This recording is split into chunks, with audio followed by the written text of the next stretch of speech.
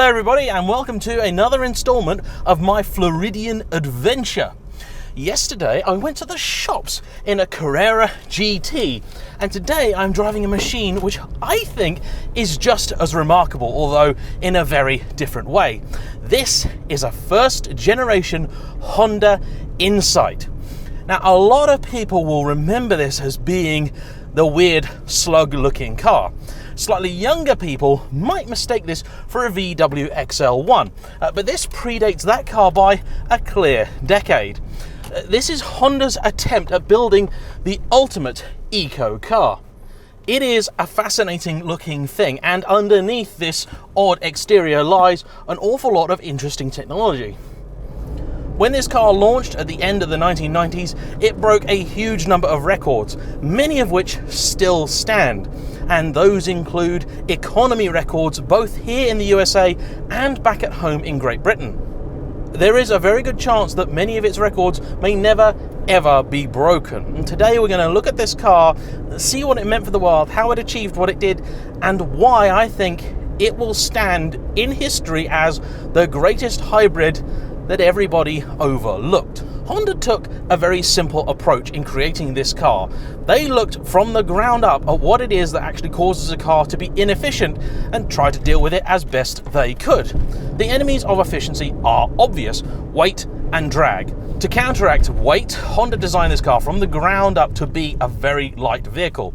It uses a mixture of different materials, including aluminium, magnesium up the engine, and a variety of different plastics. On the interior, you have all this very lightweight cloth, and the whole car, this one having air conditioning, weighs about 860 kilos, or the same as a Toyota-powered Lotus Elise. It's very light. The shape, as you can see, has been tailored to produce an extraordinarily low drag coefficient of only 0.25. Even today, that is remarkably low. Powering this vehicle is a 3-cylinder 1-litre engine, which I would describe at best as coarse. Now, helping it along is a small electric motor. This is the first version of Honda's IMA, Integrated Motor Assist, which then made an appearance on a number of other Honda vehicles. This car has a 5-speed manual, and it's actually reasonably brisk at sort of 30, 40, 50 mile an hour. I'm not going to take this anywhere near a freeway, that is if I can help it. I may get a little bit lost, but it is in fact rather comfortable, probably because it's riding on very narrow eco-type tyres before they were a popular and common thing. And this one is a very used example that the owner bought as a fixer-upper. The battery in it wasn't working properly, but after a long time on a conditioning system, it seems to be doing him well, and he really likes the car. He bought it as a cheap little runaround, and he is something of a Honda guy. I wasn't actually supposed to be reviewing this car today. I was supposed to be reviewing his 1991 Legend Coupe, but some things meant that that wasn't going to happen, so I apologize if I get any of my facts and figures wrong in this video, because I haven't really had an awful lot of time to research this one. One thing I tried to find was some pricing information, because one thing that apparently put buyers off first time round was the fact that these were quite expensive. I had a quick look on UK eBay to see if I could find any examples of this up for sale, and I simply couldn't. There were none. Loads of the second generation vehicle, which is a very different car indeed, but none of this early and trend-setting first car. This beat the Prius to market and was the first hybrid on sale in the United States. This car in the USA was rated between about 50 and 60 miles per gallon. Now, US MPG is different to UK, and in the Imperial stakes, it was doing something like 80 to the gallon in certain conditions. Anyone that's driven a more modern vehicle will know the fact that they just really don't tend to get these kind of economy numbers anymore. Even diesels now sort of struggle to get 50 to the gallon. The reason for that is quite simple. It's not just the hybrid technology up front that produces the incredible efficiency figures. It's the fact that the engine in this car is able to burn extremely leanly. This thing can run a crazy air-fuel ratio that I wouldn't expect a petrol engine to be able to cope with, but cope it does, and cope very well. This kind of car in the States is a little bit terrifying to drive because it is so so tiny. Even back home, this would be considered a very small vehicle, and out here, as you can probably imagine, it is completely dwarfed by the enormous things that the locals insist on driving. You may have also noticed the fact that this car is very short on seats. There are only 2 in here, strict 2-seater, and the rear space is kind of compromised by all the battery system, which takes up a lot of what you would expect to be a very generous boot. It's not bad for storage, but it's also far from good. The later CRZ actually had the same kind of issue. Now that one did have seats in the back, but they weren't really very good. Oh, and if you want an odd car, just going past me there is a Fisker Karma. It's been a good week for car spotting. You know, I actually spotted a Karma a couple of years ago when I came out to Miami. I believe they might have been based around here or in Florida anyway. And I didn't actually realise that they really made any. I thought it was one of these car companies that kind of said they were going to make something cool and interesting and then just never happened. But apparently a few thousand did indeed make it out, and that was one. I looked at the possibility of renting one on Turo or something to do a quick review of, but it was $1,000 a day, and I'm sorry, but it's an interesting car, but not that interesting.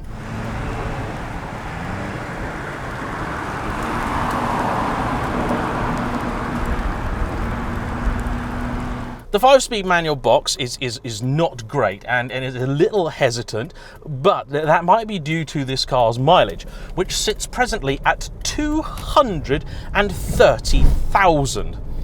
That's quite incredible.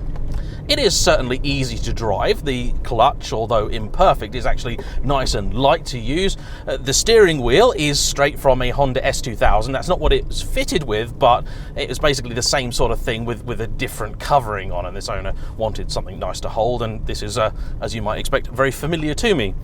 The gear knob down here feels like it's not probably standard in the car either. There's a nice metal item. Oh, there's a Mustang coming. Better get away from him. The dash tells you, as you might expect, just how much the little electric motor is helping out. It can provide apparently about 13 horsepower and about 30-something pound-foot of torque of assistance. And it makes the car all right, but this is definitely a vehicle that is not quick. There's a reason the owner isn't in the car with me, and he says that when you are too up in it, it can struggle. I suspect that is another reason that it didn't really sell brilliantly well around here, and it just does not like being at low revs, 1500 RPM or below, and it's not a happy camper. It's not a particularly smooth engine either, and I expect that Honda didn't want to fit any heavy balancing shafts or things like that to it, because that would kind of defeat the point. They spent so long trying to make the engine as light as possible that to try and add weight back in would just defeat the purpose of the vehicle.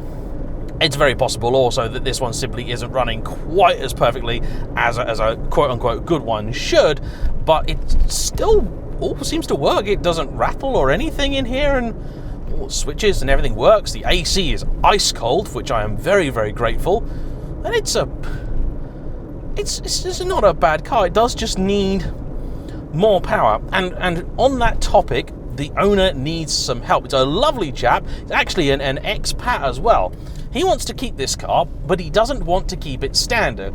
There's a few different things he could do. He could put a K-Series in here, or he could turbo it. I personally like the idea of turboing it, because I think that would be in the spirit of the K cars of Japan. I mean, this car only produces about the same sort of power, but is in a much heavier vehicle. So I said earlier that I was going to talk about why these cars aren't going to be made anymore. Well, basically, this car showed, I think, what really has to be done to produce a vehicle which is genuinely economical. And the simple fact is, I think a lot of people just weren't happy with that compromise. They want their big, comfy, spacious vehicles, and out here, well, they're not really worried about the fuel savings either, because petrol is pretty damn cheap. What they wanted, I think, was their conscience eased, and that's probably what the later cars did. And things like the Prius were a lot more practical, a lot more usable, so for those that did genuinely want a hybrid of some sort, that was a car they could still use and drive and basically not really have to compromise. Whereas the Honda asked compromises of people that I think many just weren't going to accept.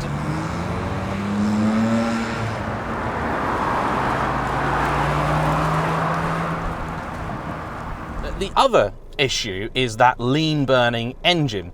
You see, lean burning produces a lot of the NOx emissions that we now demonize. Now, I don't know about here or about this car in particular, but there is a reason that you may have noticed, particularly in Europe, fuel economy of vehicles going down quite dramatically, and that is the lean burn thing. They can't do it anymore. It's just not possible. And that is the reason that a car like this is never going to happen. That and the fact that it was ruddy expensive when it was new, apparently. I'm hoping somebody in the comment section can come out and give me some idea as to what this cost and what that would be comparable with. I've never done a review almost entirely in a car park before. It is a new experience for me. But I guess this is the environment for which this kind of car is designed. I haven't really even got it into fourth gear, but it is what it is. It is an interesting curio, and if I were living back home and I wanted a super efficient commuter car, I definitely consider one of these, because if you really care about the environment, I'm going to ignore the NOx bit for now because I don't know how much that is or isn't an issue with this particular car. But the one thing I can tell you is that the cost of building a new vehicle is very high, and the cost of running one of these is very low. And so for that reason, I think we really should celebrate the original hybrid, because if nothing else, Honda really committed on this one. And we should always celebrate dedicated engineering. And that's what this car represents. Thank you all for watching. Please like, comment below, subscribe if you haven't already, and I'll see you for the next one. Bye-bye.